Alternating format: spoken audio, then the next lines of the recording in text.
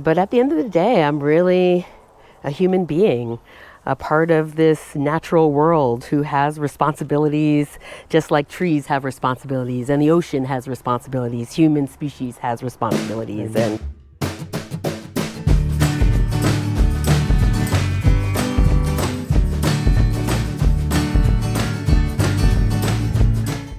And then the more I learned, right, about our watershed, about our tree canopies, about our biodiversity, the more I'm realizing, oh, wait, I'm part of that. Oh, wait, I'm overreaching in that. I have abused, right? I have extracted.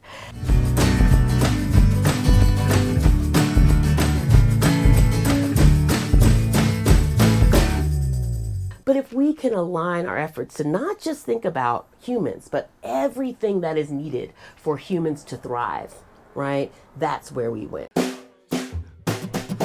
We ain't throwing starfish here, now we're having a good party.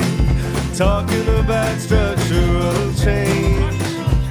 We believe the land is sacred, even beneath that vacant parking lot. But the weeds are doing their best to express the need for something different.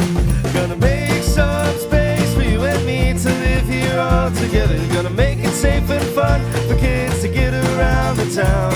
Gonna find me a residential pedestrian district where I can gracefully grow older. Gonna spend my remaining years sharing Boulder. Hello, Boulder and the wider world. This is the Sharing Boulder podcast. My name is Philip Ogren, and for episode 39, I spoke with Taishya Adams, who is a servant leader, environmentalist, social justice advocate, and an amazing human being. She is also running for city council this fall. I sat down with her at her South Boulder home, and we had a long conversation covering a wide variety of topics, including her growing up in Northern Virginia, her work as an environmentalist, and as a commissioner for the Colorado Parks and Wildlife, the police oversight panel, and housing, among many others. I admire Taishya for her holistic approach to understanding and solving problems, and her tenacious insistence that everything is connected. I hope you enjoyed this conversation with Taishya Adams. Taishya, welcome to Sharing Boulder. Thank you so much for making time today to be on the podcast. Thank you very much for having me. It really is my pleasure. You bet. You're running for city council, so maybe introduce yourself and tell us a little bit about why you're running for city council. Of course. So where should I be looking? I'm sorry, we didn't talk about that before. We're just chatting. I was just saying, like, who am I speaking to? Am I speaking? Okay, I can talk to you about it. Yeah. So tell you about. Got it. The millions of people on the internet. Hey, around the world.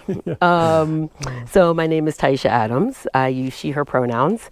I've been living in Boulder, Colorado for 11 years. And I am a servant leader, I am a environmentalist, I am a social justice advocate. But at the end of the day, I'm really a human being, a part of this natural world who has responsibilities, just like trees have responsibilities and the ocean has responsibilities, human species has responsibilities. Amen. And I am definitely motivated by a passion for and a balance for, or rather a passion for harmony, a passion for balance. I grew up singing in choirs and just music and theater, and there's something about the arts that really helps you to kind of see how all these disparate pieces can fall into place, if you will. So some of my earliest memories are playing in the mud and trying to make little like breakfasts out of mud. So you make like the thing, or I grew up in Northern Virginia, which is in the early 70s was forest essentially, and a few little suburbs. And so we lived in a suburb called Springfield, and that is really so I ended up kind of telling you my story. So this is how I am. I'm like such a storyteller, and so and actually I say that's my strength as a candidate. You tell me your one thing, and I'm like, oh, let me show you how that thing fits into this overall scenario, so that it's not sitting in isolation, but it's really a part of this larger ecosystem. And so, as I said, I grew up in a very nature-rich setting, and I think that's one of the things I love about Boulder. Beautiful. It is a very nature-rich setting.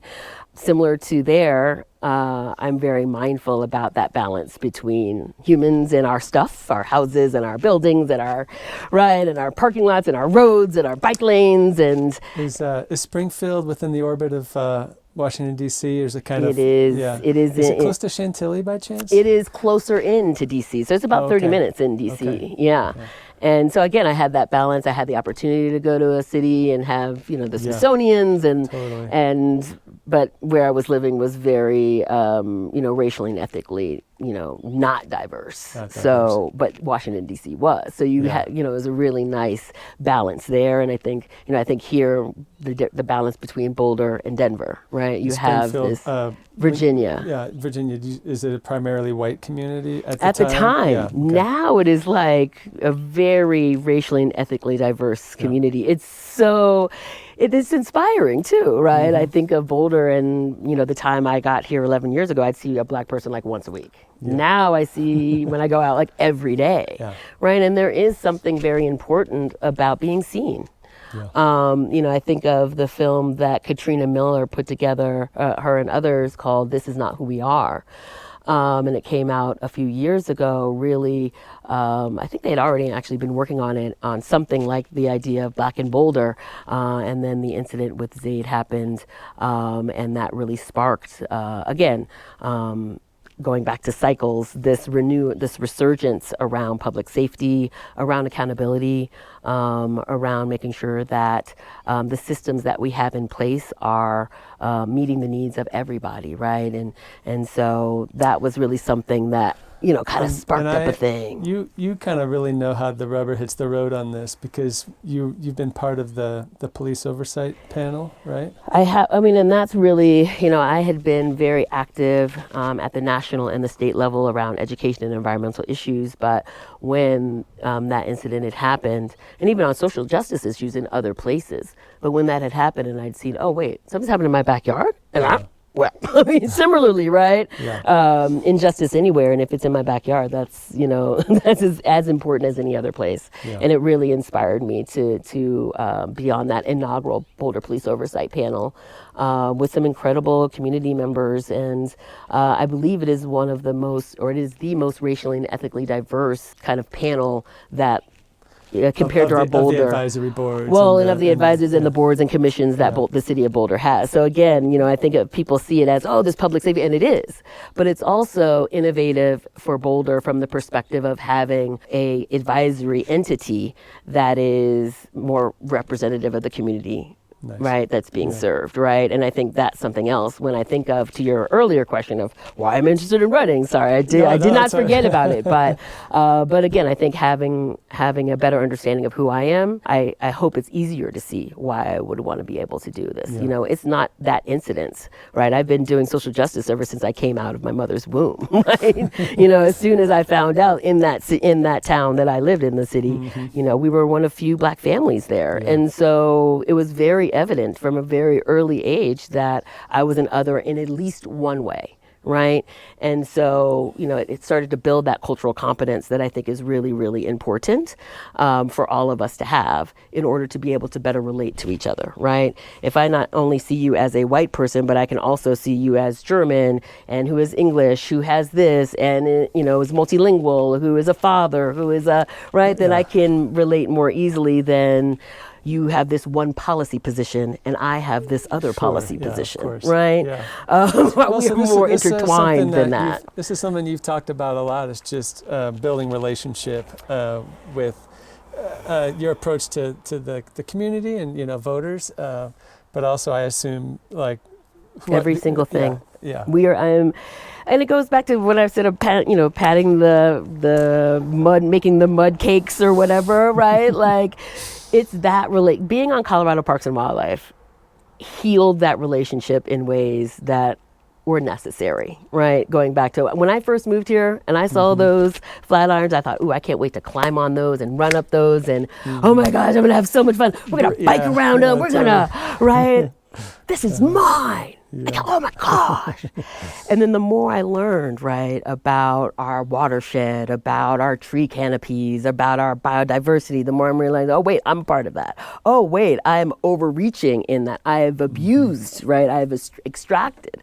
That's changed the way I recreate. That's changed so it's not like, I'm coming for it. It's more of like, oh, we get to do this great thing together. And because I get to do this, I have a higher responsibility to make sure that I'm stewarding land, wildlife, and waterways. That I'm not, we have a one light rule in our family. So like only one light at the house in the room you're in. Yeah. I was like, when I heard that, I was like, wait, that's a thing?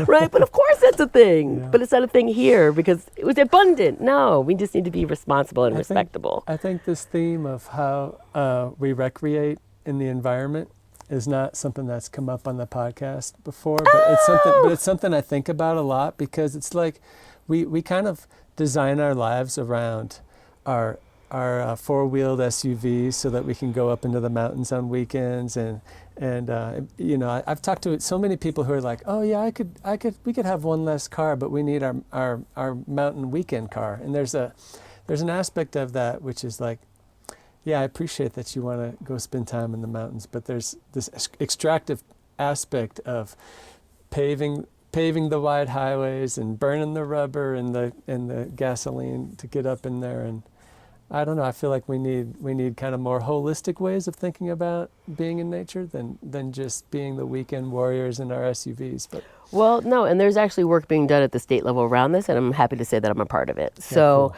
I am actually serving on the Colorado Office of Tourism Destination Stewardship Advisory Council, and their whole goal is balancing conservation and recreation. And they're actually they're in the beginning initial stages of doing a statewide assessment or an evaluation of recreation and just kind of some of the impacts on water, energy, and those kind of, just from a consumption perspective, because I don't think that we don't really have that type of information by recreation type. So I think there's a lot of assumptions that we make. I made an assumption around like those loud SUV things and the HOV lane things, and that can't be good for wildlife. And I was talking to a biologist, and they were like, actually, when you're just walking and then you pause for a long time, that's actually more disruptive than when they like zip by. And I was like, no, I'm in this, right? And so they were like, even just the trail itself. I was like, again, it's these things that for us, they're normal, but they weren't, they're something we added to the ecosystem. Yeah. And I think, even every single tree that you see that's not up there. Yeah, we put. Right. And so we have that responsibility as well. All these trees, all this.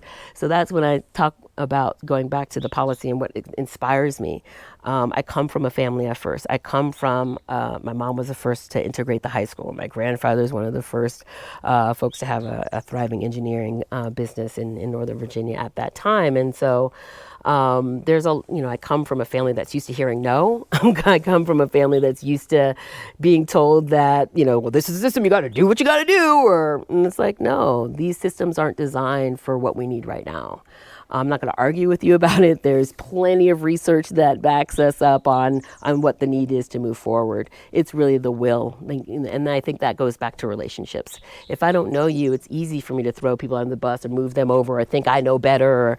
But, again, going back to Colorado Parks and Wildlife, the opportunity to meet different types of recreationalists, right? Mm-hmm. To meet the birders and the cross-country skiers and the hunting and Bob, that's Bob. That's Bob. Bob's awesome. This is a common theme on the podcast. Bob is letting us know. Bob, sweetheart. I know. Well, good thing that it's not. This is. I don't know if you can see Bob, but Bob's right here, and he's a cutie pie.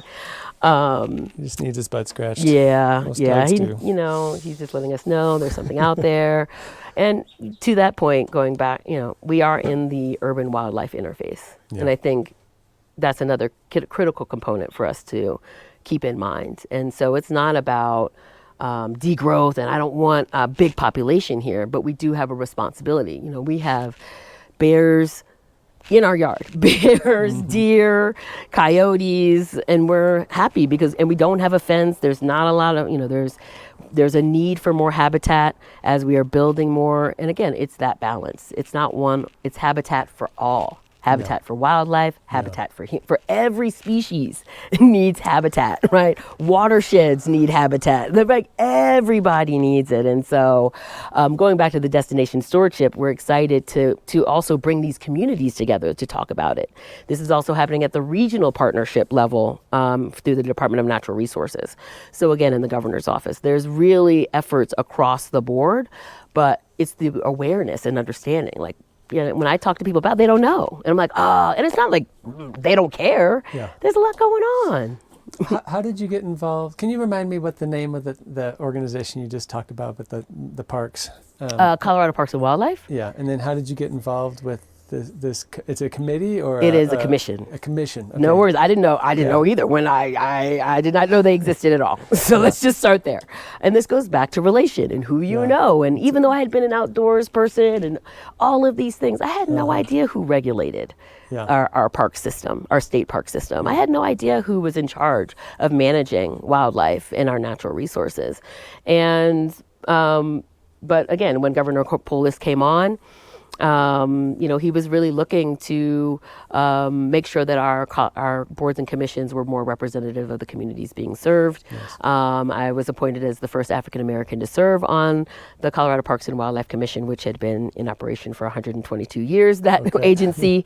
Wow. And so, you know, and the last Black man was like in the 90s or something. And so again, just recognizing that there are voices missing, but I'm also a recreationalist that has a balance with, you know, habitat and all of these things. So very much aligned and thinking from that perspective. And so that's what got me on it. And, you know, I applied and I was an outdoor Afro leader. And so I was working with bringing people from, you know, marginalized communities out, and not just out in nature, but reclaiming the cultural aspect as well, right? That we African Americans, Asian Americans, right? Everybody, has a rich outdoor nature-based history, right? That's heritage. We're not there. Everybody has an outdoor heritage. Yeah, we all need to be outdoors. Every single one of us. Even here in Boulder, right? Even here in Boulder, there were Black homesteaders, and even before them, before Columbus, right? And so I just always, and going back to this film, This Is Not Us, it has been such a healing thing for me, a healing film for me, because that film not only showed brought to light the injustice around how policing is inequitable, right? Here is a student doing his job in the building where he lives, being told things, and you know, it escalates. And then his boss comes, says, oh yes, he works for me. No ID was asked of this man. No, just takes their word for it, right? And it goes to that trust, right? Who do I trust? Who do I really know? And so it's not enough to just change a law or to put a policy in place. People do the work. It's starting to rain, but I'm okay with that. We thought the rain was going to be easy to ignore there for a minute, but the rain wanted our undivided attention and for us to get wet. So we quickly scrambled to move to a protected spot and resumed our conversation in the shade of a covered porch. Taishya, welcome. Yes. Welcome to part 2 of this episode. Part 2. Part 2. All right, let's do it. Let's do it. You have a new accent for part 2. No. I thought we were changing characters. No? Aww. You're going to interview me now, right? Well, I talked about being in theater and film. I meant that. That's cool. All right. I did my first community theater thing just a couple of weeks ago. Nice. How was it? Oh man, it was so fun. I really had a great time. Yeah, it was really lovely. It makes me want to do some more. Nice. And again, see, joyous. Yeah. Just and joyous. So, where would you like to go next? I always like to talk about housing. Okay. That's top of mind for lots of candidates. But when I asked you what was sort of like your big thing, you talked about climate. And so maybe, I don't know how much these two relate to each other in your mind, but I would love to dive into climate change and how Boulder needs to like do its part to lead in this area. Oh, I love that framing. Yes, that's exactly what we need to be doing. We need to build on our incredible history. Oh, we're going to have to take this. So Bob is also with us. Okay, so housing. Yes, climate change. And here's the thing, in climate, right? So the way I've been framing it is almost from a habitat for all or housing and habitat for all, because these two things are inherently linked. And so when I'm going into any, policy decision-making opportunity, I'm thinking about people and planet. I'm thinking about how does this one issue impact both people and people being the diversity within the diversity of people. How does this impact high wealth, mid wealth, low wealth? How does this impact people who are on the west side versus the east side versus north versus south, right? I lived in North Boulder for 8 years. It's very different culturally than the south, right? Our east is building out more, right? Similar to the west. And I've been down in South Boulder for about 2 years now. So still kind of getting my way, but just recognizing that people is not a monolith either. And even when we're talking about the unhoused, that is not a monolith either, right?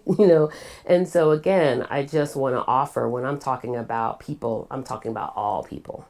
Yeah. When I'm talking about the habitat, and the planet, I'm really talking not just about, oftentimes people talk about the trees or tree camping or urban tree camping. And I think it's one of those things that people just have this resonance towards trees. And so it's easier for people to understand trees. But we also have, a significant reduction in our overall biodiversity around the world. And even here in Boulder, which is hard for people because it's like our library district when we had that big fight. And I'm so happy it landed where it did. Because I knew that even though our library, if you just look at it, it looks all big and beautiful and it's on the river and you can see the creek underneath it. When I talk to staff, when I talk to the volunteers, they're like, Dog paddling. right? Yeah. Similarly, right? I feel like, you see our flat irons, and you don't realize that 20% of our tree canopy is at risk. You don't see the significant reduction in our insects, right? People think of bees and pollinators. Yeah, that's one, but there's also just insects in general, right? All kinds. And so, or even just the water. I've done a lot of work when I was on Colorado Parks and Wildlife, took advantage of every single opportunity provided to us as commissioners to learn anything related to natural resource. I was there, right? Whether it be CSU, NOAA, Forest Service, I am in those rooms listening to the very best in the field, but I'm also listening to traditional ecological knowledge, right? Going down to Mountain Ute Reservation, going into powwows, I'm starting to build a relationship with our NARF folks here, Native American Rights Fund. There is a tradition of stewardship. There is a tradition of kinship worldview where this is not my playground. These are my relatives. I'm playing with them. I'm not playing on them. I'm not responsible for them. We're responsible for each other. So that's where I'm saying I'm excited about the campaign because, I can play the housing conversation. Yes, we can. I am for getting off those limits based on kinship. Ironically, right? Because we're all kin. Hey, right? I am for increasing, if the lot can accommodate, a duplex, right? Everywhere. I think that feels good. Just, can triplexes and biplexes and eightplexes be everywhere? No, because we're not the only species here. And if we do that, because we've seen that happen, that's how the Dust Bowl happened. The Dust Bowl was a reaction to humans, people, deciding our needs are more important than every other species needs. And so we're going to mow down. All of Iowa used to be a forest. Much of Oklahoma, forest. And we took all of that. And then we monocropped it, right? Yeah, right. And then again, this is all against indigenous wisdom, all against those who came from other traditions around the world who knew that this was not the way. But we did it anyway because it was quick, it was easier, and those were hard times. I'm not going to take that away either, right? Yeah. We made a decision to survive, and I didn't do anything, I wasn't even here, but anyway. My larger point is going back to this housing situation that we have here. And our history in the Dust Bowl is they made a decision to prioritize humans over everybody else. And for what? I think it was like 3 to 5 years they were living in dust. Is that what we want? No. Because same with the airport, right? We have a great opportunity there. But if we put all housing, and as much as we can, is everywhere, Dust Bowl. That's exactly what is going to happen. Not in that way, but just this concept of if we only prioritize ourselves and don't have the same amount of investment, because again, we have overbuilt without having those considerations for land, wildlife, and waterways, right? And by that, I just mean many of our buildings are, not energy efficient. Yeah. Right. And even our governmental buildings aren't energy efficient, some of them. Right. So our inventory is actually quite old. And so there's an opportunity there.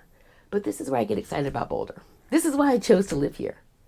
Not only do we have some of the most world-renowned research institutions in the world around climate, right? Yeah, exactly. Around climate, we also have incredible technological prowess and interest. We have deep ecological and traditional knowledge that is ready and at the precipice, right, to reintegrate. Mm-hmm. We have an incredible learning institution, not only with our colleges and universities, but with our high schools. Mm-hmm. Our high school children are ready to go, honey, right? But if we can align our efforts to not just think about humans, but everything that is needed for humans to thrive, right? That's where we win. So yes, I want housing, but I want us to have green roofs. I want community gardens everywhere, white roofs, perhaps. But but not just white. I actually need us to innovate on the cooling aspect, on the energy reductions, on the.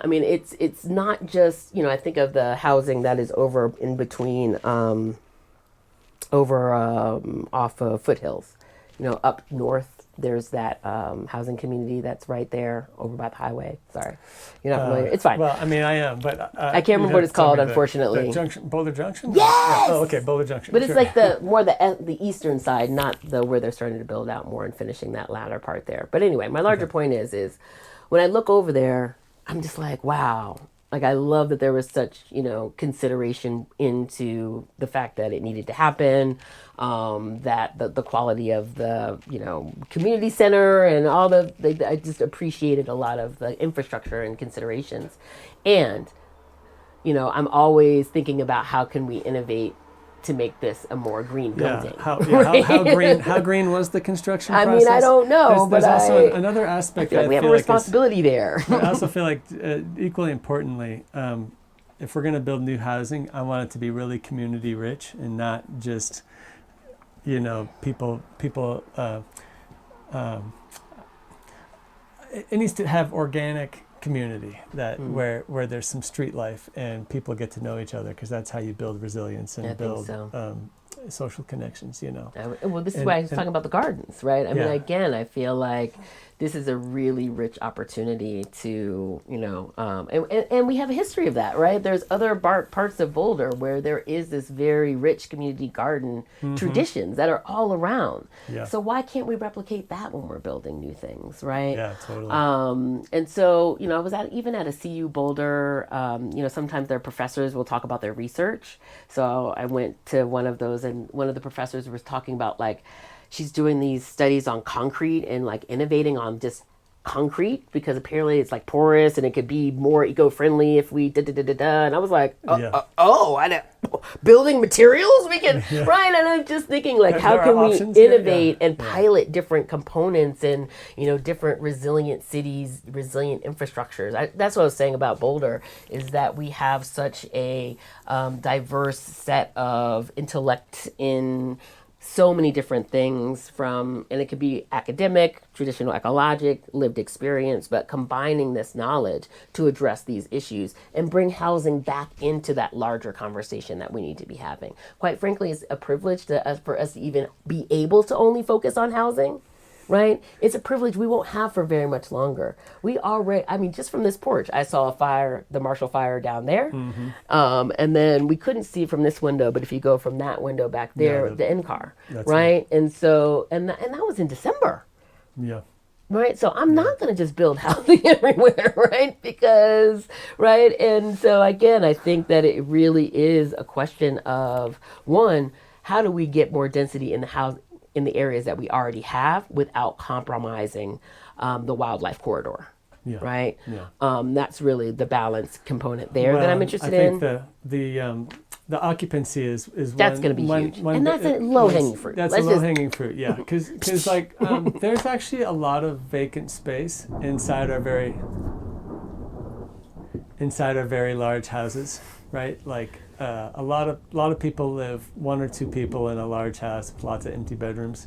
So that's not really ecologically friendly at all, right? Although there is something I think we need to be thinking about too, and since the pandemic it's more relevant, but as somebody who's worked remotely for 15 years almost, like I live and work here. Yeah. Like Well, one so you room have is my office, one room is my thing, one room is his office, right? Like it's just, you have to meet people where they are and recognize that people have different living situations similar to, but at the same time, like we are very mindful of like, oh, okay, so we do this. So, okay, we have one light, we have to do this. We have, what are you doing to mitigate when you're overusing, when you have too much? How do you lessen that carbon footprint? If you can't do it there, where are the other places you can double down even more? Going back to this stewardship thing, right? The stewardship, destination stewardship with the tourism and balancing recreation.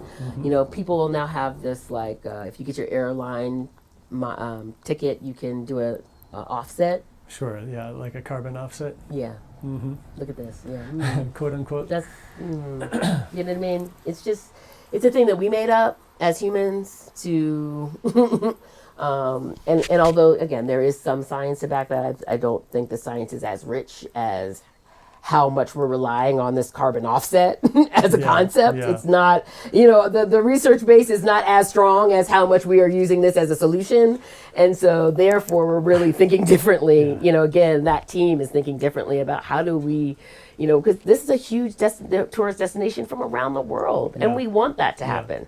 But we want them to do the carbon offset. We want them, it's more than just, cleaning a trail once a year or even once a month. Right, it's that leave no trace principles. It's that real reverence, not just when you're out on the trail, but when I'm in my own home, when I'm in somebody else's home, when I'm in a public location, when I'm in a private location. I see, office buildings with all these lights on all night long, and I just think to myself, like, why do all those lights have to be on, right? Yeah, I always think. I mean, like my default assumption in almost everything is like it's always okay to consume less. Or to travel less, or to, burn less fuel. But going back to what you were saying about these housing new housing developments, like I would love to see more communal spaces around, like those maker spaces that we have in the library.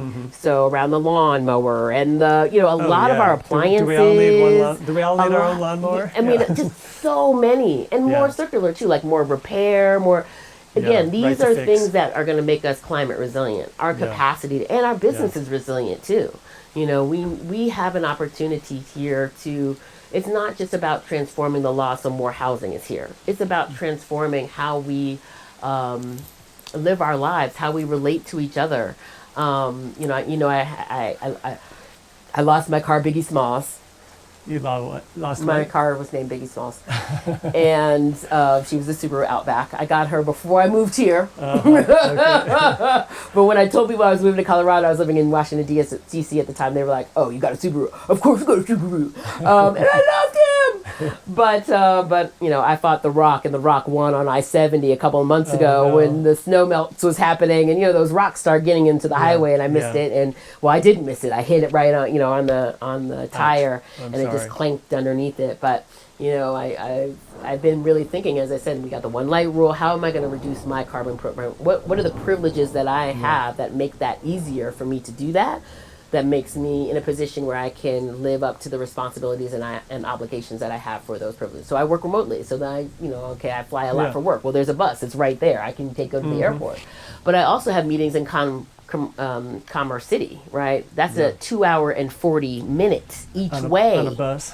Each way on the bus. That's tough. for a 1 hour meeting, right? Right. And so those are the times where I'm like, oh, so I'm looking at car shares and, what are all of the ways? And I'm also thinking if I don't have children. So it makes it, again, very easy, much easier for me because I don't have to shuttle people around. I recognize that we need to reduce our emissions and reduce our carbon footprint. And for those of us who can do that in whatever way, figure out that way and make those reductions. Yeah. But to say it's going to be one way or another way, when we know that there's a spectrum of need, without examining and meeting those needs before we make some policy changes, because a rebate's not going to do it. a $500 rebate on a $1,200 bike ain't going to cut it, right? Okay. And so these are the things, but going back to me, right? Because anything I'm asking anybody else, I'm trying to see for myself. How does this really work? Yeah. I will say, in the 3 months that I've been doing this bike around thing, one, I have an e-bike. Yeah. It's been awesome. Yeah. That's how It's you get brought- up the hill, I have a big hill I'm up. Get up the hill. The quality of my life has increased. The pace of my life is slowed down. I have to be more mindful. I have to be more interconnected. I have to bum rides. Hey, can I bum a ride? Oh, we're gonna go down to Denver. Can I bum a ride? Yeah. But I love it because then I have time with my friend as we go down, right? Yeah. Right? But then sometimes I have things where I gotta go meet somebody, and it's a play, and it ends late, and I'm down there at 10:30 at night, and I don't feel comfortable getting on the bus by myself, right? Totally. Yeah. What do I do then? The cost of getting an Uber is expensive, and Yeah. that's not something that I could do all the time. Yeah, So, or even sometimes. So I'm just really mindful about, is the infrastructure, it's not just infrastructure that needs to be built, but it's also a re-examination of even our whole economy around making sure that everybody has the economic resources necessary to live a public transportation life, right? If anything, it's those who are in a higher wealth position, who are in a better capacity to right now. Electric vehicles, right? I see Revians right around. I said, totally. if you're gonna do it, right? Like if you've got it, make that transition right now. Get the solar on the thing. Get to I think the mandate is for 0. If your house is at a certain square footage, it has to be 0. And I might think, well, can we even lower that? Can you can we go lower? Can you have to give into the grid? Right? Of course. I'm just, we all have something. We all have these incredible gifts, these incredible resources and assets to give back. Well, I think that's beautiful. I really do. On this podcast, we talk about housing a lot, but I do want to think about it in a very holistic way and not just like build lots of housing, right? But I do want to push back on you. Who's building the housing? Oh yeah, and how's it being built? What's the carbon footprint of all the materials and all the, and how long is it going to last? Are we gonna recycle it in 50 years or 200 years? Well, and somebody was talking to me about 3D housing. And now that technology is starting to be able to, again, and even just like you were talking about, like, can we build housing that has like a communal kitchen and then more room, right? Like just think differently about the types of housing that are there too, and that are available. Because it's my understanding in the conversations I've had with community in the 10 years I've been here, like there used to be these larger traditions of community houses and communal, kind of, there's a kind of a larger house or different houses that would all like a shared kitchen and co-housing type stuff. Those kinds of things. And then just, I think we zoned our way out of it, maybe potentially is what I've been told. Okay. But either way, again, I'm curious what you'd have to push back on. So I'll just pause for that. Because is there a specific policy that you want to hear about? Well, I mean, because I feel like I'm down for giving occupancy. I'm down for amplifying density as long as it's not interfacing too much. As long as there's a plan for how we're going to balance the people that are going to be here. And don't tell me that it's going to be, we're going to put some open space somewhere, like 2 little pieces. And that's going to offset it because it's not. Right. So what's the question? Yeah, well, I guess I when I think about like, just come up with some hypothetical 30-year-old person, however you want to imagine them, or it doesn't even matter how old they are. But let's say they live in Boulder County somewhere. Okay. but they're between houses, or they're trying to make an ethical choice about where to live. And they're thinking about their commute, what they can afford, what their environmental footprint is, whether they feel good about the elbowing their neighbors out, for something that's expensive, perhaps. And what I would like to do is give people that are thinking about where they want to live more options to live in compact housing near where they work. Because I feel like that's much greener than, for example, buying a new construction on the periphery, in Erie or Brighton or, Firestone or whatever. Yeah, sure, you can drive to Firestone and then you can afford a nice big house that you've imagined living in. But is that environmentally friendly to keep expanding the Denver Boulder metropolitan area? And I really feel like every time we can build something environmentally friendly in Boulder, we're helping improve the choices that people will have for living lighter on the planet. And so, I understand that there's a concern about building a bunch of housing at the airport from an environmental point of view, but I actually feel like on the balance, it's really good to have people living there rather than in Firestone, in Brighton, Erie, Lafayette, where the infrastructure demands and the commuting times are, and also just the housing footprints themselves. If I go out into the exurbs and buy a large house with a 3-car garage, I find myself spending the next 3 or 4 decades just filling that house up with all the shit that I've bought at Costco, and and so where do you ever get to the point where it's like, I like the things that I have, I want to live compactly with a few nice things and stop spreading my footprint. So when what you said earlier doesn't really conflict with what I just said, except for I feel like there's maybe some distance between us policy-wise, perhaps, on how much housing we would want in Boulder. One, I think there's an assumption that the people that would be living in the airport will be working here in Boulder, and I don't know if that's necessarily going to be true. I've actually seen, and it's something that I thought was real curious when I first moved here. So I've moving here, prior to moving here, I primarily only lived in big cities, New York, LA, DC.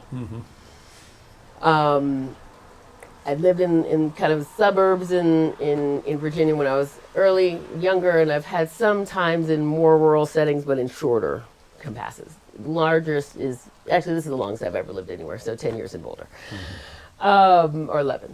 But I raise that because to me, it's not just about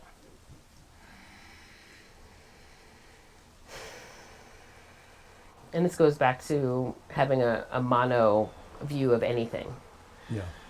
If we're only looking at housing without looking at workforce, then the question of how far do people have to drive or how far they commute, it's gonna be speculative because we're not working with our workforce entities and agencies. So that's one. The other piece is similar with transportation. So to me, it's not just a question, I'm sorry, this is why I cannot just talk about housing. Yep. And this is why I'm hopeful that we can help change and have a more nuanced and rigorous conversation about what we really need to be doing here. Because it's a triangulation between housing, work, and transportation. Right, and transportation. So housing, work, and transportation, right? These is like the three pillars. You could also put education here because, again, that's just, people have to go to schools. Well, because if you have kids or whatever, school is also a big pillar of your life. Like, these are the areas that you tend to stay, grocery store, okay. But anyway, my larger point is these three. And so for me, it's a very intimate conversation and relationship between our housing and human services, our workforce development and our business community, and then transportation, both the regional and state level, along with federal, right? That's the other big piece about my work is I'm an intersectionalist. That's what I want to bring to this council. It's not just a conversation about our local governments, but where is the money in our relationship with Boulder County? What is the fiscal relationship? What is the people relationship? The interagency MOUs, agreements, roles and responsibilities. Does everybody know where we are on the bus when it comes to housing, when it comes to transportation, right? And then it also goes to the state level. Again, obviously coming off of Colorado Parks and Wildlife and Natural Area, the Department of Natural Resources, that is energy, that is water, that is, right? We are in intimate relationship with them. Yes, we have our own utilities. We are in relation. And then of course we have the feds, where I have a deep experience and relationship with, the Forest Service, BLM, and of course NOAA, both on the ocean side and the atmospheric. Right. This is Bureau of Land Management. This just to be literally unambiguous. like really trying, because people that we are all investing in, those who are housed and those who are unhoused, those who are citizens and those who are not, have paid in, have contributed to themselves and their ancestors to this, right? Yeah. And so every piece of resources needs to be braided together to meet these demands, right? Yeah. We are on our porch right now. It is what, August 6th? 6th, that sounds right. It is 70 degrees, maybe? maybe a strong 60 something. It's 60 something degrees. I don't have my glasses on. My larger point is this: our climate is changing. Mother Earth is saying the way you are living, little humans, is not the way that you're going to keep living. Absolutely. On my watch. Yeah. So I told you about it in little whispers. Yeah. In the 70s, you had the data and everything, and y'all decided you weren't going to do nothing. And here we are now, right? Here we are. It's cold. It's been raining. We have all these things that are saying, change. We are having all these invitations to change. Yeah. That's it. These are invitations to change. And so this also means we have to change our discourse. We have been talking about housing ever since I moved here. Ever since I have moved here. Okay. And if anything, it's got worse. Yeah. 60% of my friend group, a good solid, have moved out of the city of Boulder. Mm-hmm. Because they can't afford it. So when you're talking to me about people considering to move here, the people who have lived here could not find ways, and they wanted to. And it hurt. There was a lot of grief. So yes, our population in the city of Boulder has slightly declined, but every single city in this county has grown significantly. Yeah. And where are they going? Where are they going to recreate at? We are in relation with them too. So this is what I'm saying. It's not just a specific conversation about housing in Boulder.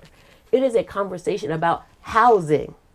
It is a conversation about transportation, right? Yeah. And how do we understand and pick apart who is responsible for what? A part of my candidacy is a just and joyous community. That means not only just public safety and policing, but joyous. How do we find the joy so that we can come back together? Right? So that we can tackle these we can't only talk to each other when it's serious. If we only talk to each other when we have a policy dispute, it is going to be a problem. So this is also when I say joyous. That's where the arts and the culture and all these pieces come into play. Even with the arts, I'm like, can we just have a whole thing about re-educating people on climate? We've all been miseducated about our climate, unfortunately. Yeah. We've all been miseducated about each other, right? You see Florida over there. You see them on their ancestral traditions of trying to use education as an oppressor, as a container of spirit, not as a liberator, right? And Colorado, last year, almost passed the birthright curriculum endorsed by the Florida Department of Education. Only lost 4-3. 4-3, y'all. 4-3. Here. Right? Mothers of Liberty. Here. Here we are fighting about housing. The very fabric of our democracy. Our capacity. The housing is one. If we can't heal our relationship with each other, we will not solve housing. We will not solve transportation. Yeah. If we cannot sit in a room together and not just have respectful discourse, but a real deep human species Universality, mutuality, which is what MLK called for, mutuality. That's what I'm interested in. Okay. I know. It's not always what you want to hear, but... No, I think this is great. I'll stand. I'll stand for you, honey. I never think of housing as being something that's like in isolation. I think of it as being kind of at the convergence of all of these issues. Because the habitat can live without us. The reason I think, like, especially to your point about being joyous in community and whatnot, like we live in a city that's handed over to cars, where people drive everywhere for almost everything, and then they pull into their garages and shut the door behind them. And I want to live in a vibrant city that's walkable, that's free from cars, where I don't feel like my children, my neighbors are breathing their exhaust and in danger for their physical safety. Then, we have all these vehicular deaths that occur that we just have learned to live with. And so, like, when I think about what's possible with housing and what's possible with the kind of community we could build by having a more walkability, places built for people rather than for cars, which is what I feel like this whole neighborhood is built for cars. I feel like a lot of things come together with respect to environment, with respect to the arts. Like, we need artists more than ever. I want to be able to walk out my front door and find out about a live band that's playing down the street, or a poetry reading at the bar. I don't want to have to, like, look at my calendar and drive somewhere to and buy a ticket, right? I want to live in a community that has lots of organic relationships. We have that. Yeah. There are parts of our city that has that. I have many friends who live that life, who don't have cars, who ride their bike to work, who don't ride and don't have access to car. They don't borrow a car from somebody else. That is what they do. Absolutely. And there are parts of our city where that's possible. But I have to also recognize that there are parts of our city where they need cars. Yeah. Where we have not created a society and an economic reality that a car is possible. And it's not just in this neighborhood. The neighborhood, it could be in a walkable city, but they can't find a job in their walkable city to be able to meet the needs of their family. And so I am not a monolith. I am not going to meet the needs of one person's. That is your desire, and that's great. And I will work like heck to make sure that our city is more walkable and more livable, and that there are places where you can live and work. But the reality is, that's not the reality for everybody right now. And that's not the desire for everybody. And so how do we create a dynamic city? So if you need to have a car because you are a person with a disability, because you have a more than one job, you have lots of children who need to be in lots of different places, and you need a car, I'm not going to over police you. There's also something that I need to bring in here around the global north versus the global south on a larger, because what you're talking about at a micro level is also happening at a macro level when we're talking about the reductions that need to happen globally. We know that the global south has actually been robbed of, extracted from to build out the global north. All of this is on the back, right? Well, especially those Rivians. And not just those Rivians require. It is not. Please. It's not Oppression Olympic or throwing the stones at anybody. It is literally every single. We all can take responsibility, at least for the ones of us who are citizens of the United States of America. I'm just going to go on that, right? Okay. Right. Fair enough. We have responsibilities around the world, right? And we are asking now, or we, the scientific community, I actually am not, the global north is often asking the global south to make sacrifices and to regenerate at a pace that without resources that have already been taken from them. And so it just, and I feel like sometimes that non-walkable city can come off as an elitist, privileged position, because again, it's often not times when it's discussed, not spoken of from how does that meet the needs of a diverse community. And so again, and it's not to say that low income or poor people are not interested or want to have a walkable, livable, all these things.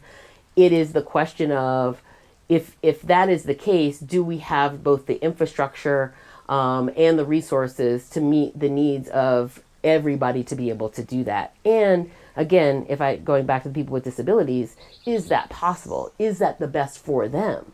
I just don't want to make decisions by myself. And quite frankly, to the piece around the just and joyous, another piece of the platform and the work I want to do in this next council with the council in the city is strengthen our boards and commissions. Right now, they're not representative of all the community members that we have here. And so if the places where I want community input on where we want it to be walkable, livable, where do we want, right? And the current infrastructure that we have is our boards and commissions. But when I went and visited those, and I was able to make 2 or 3, I think, one in person, I was not surprised, but it was verified, rather. Just visually. I didn't have a chance to read or get their bios, and it wasn't a criticism of the conversations that they were having, right? I felt their commitment. I felt their power, passion. I felt, right, the expertise that they're bringing to the table. I don't want to take away from that, but I also felt when I was looking, there's conversations missing, right? I was listening to the transportation conversation about the bikes, right? Not the e-bikes, but the trolley things. What are the scooters? Oh yeah, the e-scooter? scooters. I don't know. Yeah. And they wanted to expand the program or parking or all the things. And I just thought to myself, and I said, and I typed in the little thing, what about people with disabilities? Because these things are parked in the sidewalks. I see them all the time. Mm-hmm. And if you're not able to, if you're a person that is, has mobility needs, you're not going to be able to move that thing if you're by yourself, which then takes away from their independence. So that takes away their capacity to do their job, right? So I asked, what are y'all doing to make sure? Oh, well, we have, we know who's using them. And I said, okay, well, are you writing them up? Do they get a citation if they leave something in the middle of the sidewalk? Or, oh, well, we don't really have, okay, well, I don't want to expand a program if we're not sure about what the impacts on people with disabilities are going to be, right? That's just one acute example, but it's more of just, it's a yes and for me. I'm a yes ander. Okay, sure. And how are we going to deal with this, this, and this? I'm not saying no. I'm just saying, that's great. You want more housing? That's great. How are we going to make sure that there's habitat and transportation to get there? And I'm not saying no. I'm just saying these are the other things that need to be considered. Absolutely. These are the other things that are impacted. And this is where my pushback is I want to hear about housing, but unfortunately, I don't see, or rather, actually, I've appreciated this conversation because now I can understand that you see this housing as the part of the ecosystem.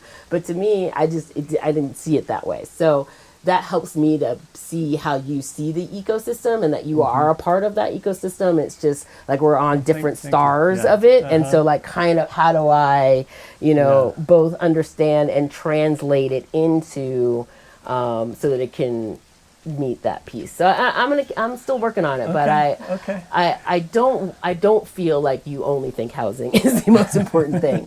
But I want more people. I guess also at the end of my tenure, I want people to be able to speak about the intersection of housing and habitat, that we are a part, and I want them to get excited about rebuilding our biodiversity and our pollinators and our relation, just like we want, you want to enhance the relationship with each other through more communal spaces, which I'm also down for. We don't have a community center, really. We don't have that's non-denominational, right? That's just our cities that you can, use, right? I think there's a lot of opportunity for more communal spaces that can bring us together in creative ways. And I'm open to ideas. So give us some more thoughts on that. And again, the commons. I'm also really vibing on the commons. I think one thing we haven't talked about is regenerative ag in our city. Another thing that not many people are talking about. But going back to housing, I'm going to bring a whole bunch of people here. What are they going to eat?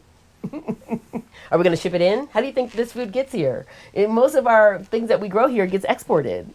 So if we want more people, then I need to build up we also need to build up and reclaim our agricultural traditions, right? I went to South Boulder. They have some great programs there. CSU has great programs. There's tons of Masa Seed Foundation. There's so many folks that are building and trying to hold on to this heritage. And again, I'm not saying we're going to have these expansive farms. I mean, permaculture and all the different things, right? If we're building these houses, I don't want to just see 8 garden beds. I want to see real advancements on and again, the same thing with this thing. yeah, there's gonna be housing up there, but where are they gonna eat at? Do they have to drive to do far? Like, we have this one great farmers market down here. Should we have another one? Oh, maybe we need to have more, right? Like, these are the kinds of conversations. Like, farm to table is not just an evening event that we do one time in the fall. Farm to table is, and even CSA. I love being a part of a community supported agriculture and being in relation, but it can't be transactional where I just go there, get my thing, and leave. That's not community. Community isn't an extraction, a transaction. Community is something that's a part of the fabric every day. It's a part of the routines and rituals of who we are. I always think about when I drive northeast out of Colorado, when you see these large farms that are growing corn, presumably for ethanol. It just it's like our mindset about where food comes from and what our land is for. It's broken in some pretty fundamental ways, and I really love CSAs too. And Nicole Spear actually talked about agrivoltaics on a recent conversation, which was how do you take some of these solar farms and add some that's farming a thing into the middle of it. Yeah, that's happening. Although that's the other thing with so similar Renewables, to the ag, and when you see these big things, that's how I feel when I see solar fields totally and air things. That's my reaction. And so I'm just trying to find some balance there as well. I was just reading, so I read a lot. I'm such a scholar. I love learning. And again, this is why I love this place, because I do feel like we love learning here. But I'm learning more and more about, the energy demands of our renewables. And so again, it's about that conjunction. I drive by Commerce City, and I think 85% of everything that they produce is within Colorado. So again, I might not be eating that ethical ethanol, and I might be a vegan. I might be, I'm using that energy. I'm using that thing, right? So we're all a part of this. We all play, and it's not oppression Olympics. You do that and you do that. Yeah. Look in the mirror. What can you do? Right? What I always come back. I'm telling you, I always come back to it's always okay to consume less. In all of the ways. I mean, we really have. That is another big, and this goes. Mama Earth is saying this too. Yeah. It's always good to consume less. That's right. And again, in all of the ways, right? I think of. Going back to the arts, and what I'm grateful for about the role that they play is it's stroking the imagination. It's healing the spirit. It's healing that intergenerational trauma or chronic trauma. It's helping with the chronic illness. It's helping with our mental health. It's helping, right? Like all of these things. Can I say something without, I'm really not being facetious, but like a poetry reading has very low carbon footprint. And like, it's really and people who participate in that really get something meaningful out of it, right? And so, the reason I say this is because I do stand-up comedy, and it's a great way to get like a thrill and there's a challenge to it that I really enjoy. There's connecting with people, but it's also like I had to give up skiing at some point because for a variety of reasons that don't matter. But it turns out that I can be happy. Like I can look in the mirror and say, hey, I can be happy without skiing every weekend or without planning my life around some future cabin I want to buy up in the mountains or something like that. Like there's ways of being connecting with people and doing things that are thrilling and interesting and wonderful that are low carbon footprint. And reading poetry is one of those things, That's wonderful. And the arts, the arts in general are kind of like that, Yes. And, right? So I too have been reimagining the way that I recreate. I actually took up cross-country skiing because I felt like, I can do it on different paths. I don't have to, there's not as much infrastructure that's needed for me to do this. We also have a dog, so it's nice to have the dog with us when we're doing things. And again, it's not a criticism on other people's reality, but it's also a recognition of like, as my consciousness, as my awareness around these things, and my understanding deepen. But I also recognize that there have been a group of people who have been denied that experience. Oh, yeah. And who am I? Like, I got it. So it's not, I don't necessarily feel, and going, that actually goes back to this global north, global south conversation, right? It's like, oh, well, I'm good, so y'all need to act this way. Well, easy for you to say. You already did the things, right? And so I also am mindful about that, and that reality as well. So I am passionate, compassionate to both, and also recognizing, and that's why I participate in this Office of Tourism, Destination Stewardship. How do we reimagine? How, working with our, I forgot what the two big ski companies that we have here, but they have an interest to make sure that they're being regenerative in every single way with their wastewater and management and all the things, right? Yeah. Because it's in their livelihood is attached to that, even though it's all of our lives and their livelihood, right? And so, and that's something else I keep in mind. I also think of the farmers and ranchers that I got an opportunity to meet when I was in Colorado Parks and Wildlife. And again, there's this feeling of like, certainly we wouldn't get along but as I started chatting with them and as I went on farm tours and talked with them about the land that they've had in their families for, however many generations. And yes, that is not and time on continuum, but it is relation. Yeah. And I hear them pained about some of the things that are happening, pained about, feeling forced into a corner around some of these practices that they don't feel are wanting to do. And they, and their great-great-parent, great-grandparents. When you say practices, you mean like specific farming some techniques. of these techniques, yeah. and a lot of them are innovating around it because they know that that's not the way. Yeah. But, when I talk to them about, learning about their finances and all this stuff, I was like, oh, you don't own the land? Oh! I just had been taught, like, oh, they own the land and they're just, you don't care about the animals. And I go in there, I'm like, oh, you're crying about something, right? You know what I mean? Like, you get in there, you're like, you're in this humans too. Habitat for Humanity, and you habitat for farmers, and you're ranchers, and you reintroduce this, native species that was gone into your thing, and you're working with all these biologists to do this thing, and I'm not saying everybody's doing that, but I've been told this one way about people over there. Yeah, right. And then I got over there, and I was like, oh, actually, and there are people that way. Yeah, right. But there's a whole lot of other people that aren't. Yeah.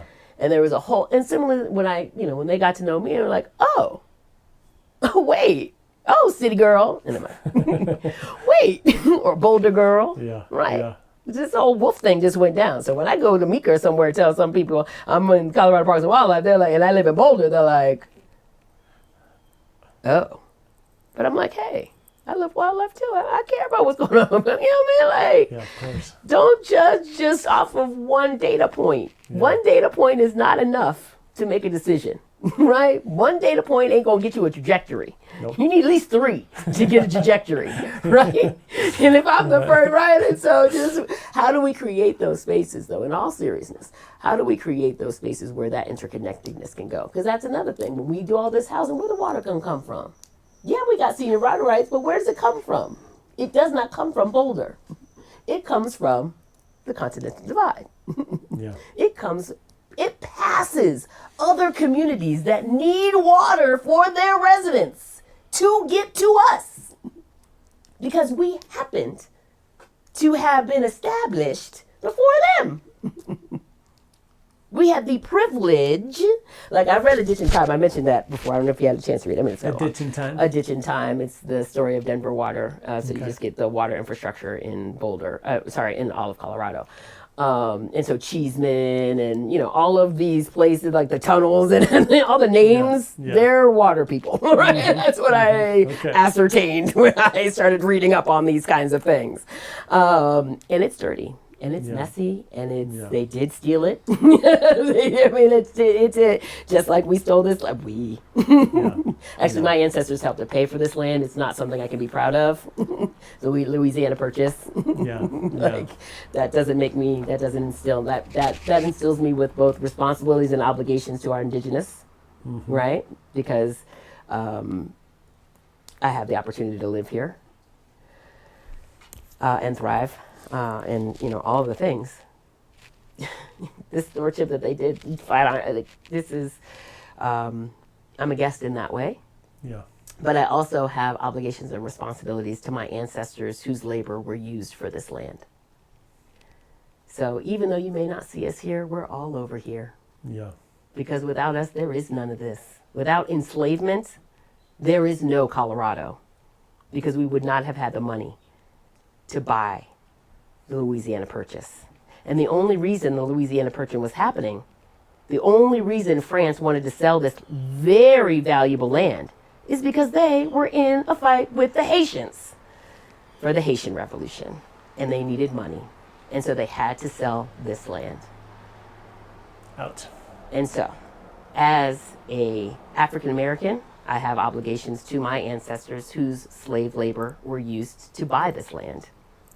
I also have obligations to my indigenous brothers and sisters and others, two spirits, both their ancestors and their descendants, to be in relation, to understand. So again, in all this housing and habitat, where our indigenous brothers, sisters, and others are, where's that conversation at?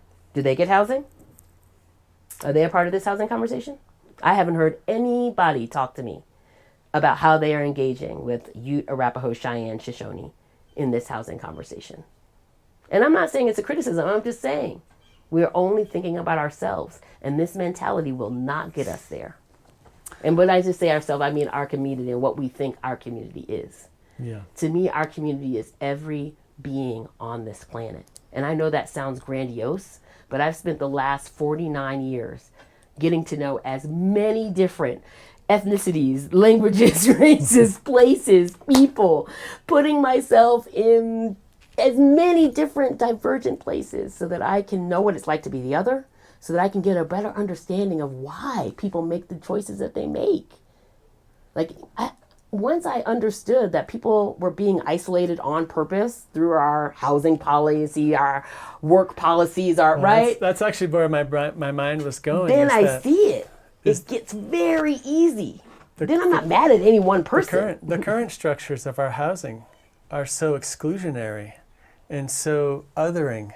And so like it's we talk about the wall, the invisible wall around Boulder, and that to me, it's like right at the core of that is a housing policy that says, I have this land, and I'm not gonna share it with anyone. I've corded it off, and I'm in fact to such an extent that I'm not gonna let my neighbors do that.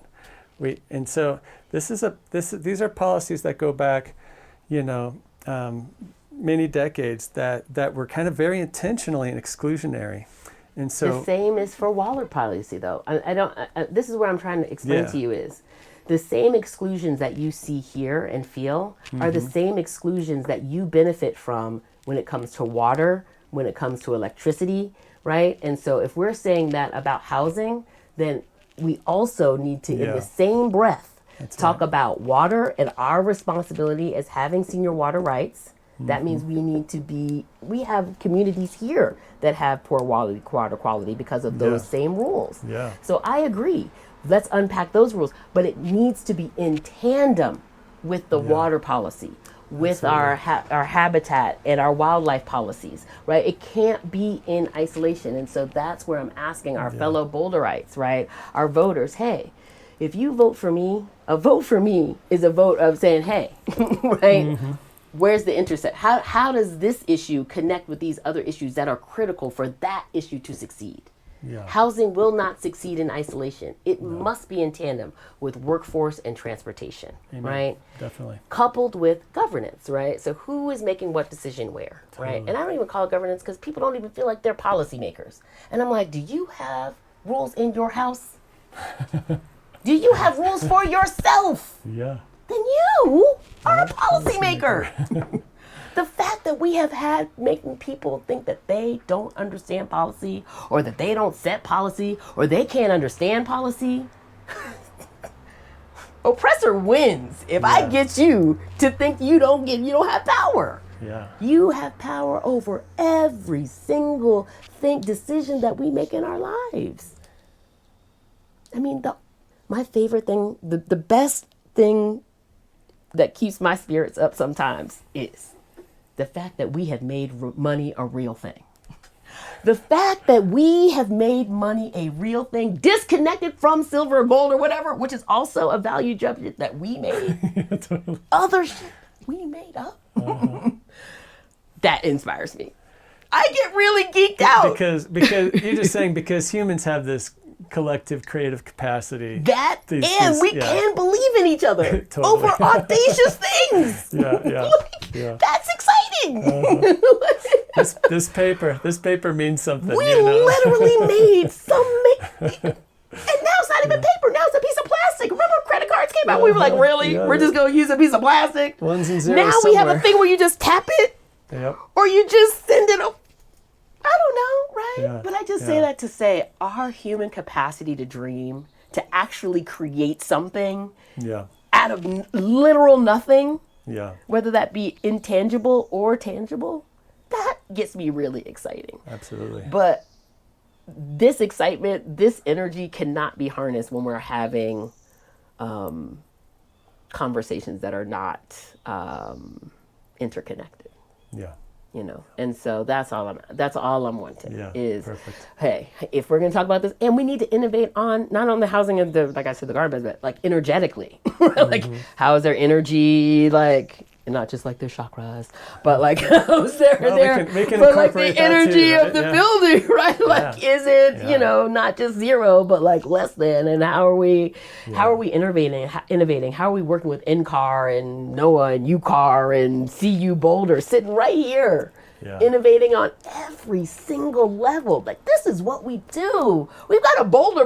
We even have a half marathon named Boulder. Let's be Boulder. That's what the world needs now is bold Boulder. That sounds like a closer, maybe. I feel like, thanks, man. Love it. Thank you so much for your time. Of Taishya. course. Really And again, I know interesting. my positions will evolve as my consciousness and understanding evolves, but I'm just speaking again from the expertise experience that I've had and seen both here in the state and around the world, right? I'm also thinking around the world. How do decisions that we make in Boulder affect people around the world, affect habitat around the world? Amen. Gonna find me a residential pedestrian district where I can gracefully grow older.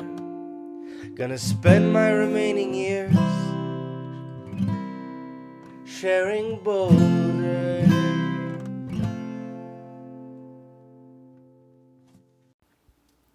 Thank you for listening to Sharing Boulder.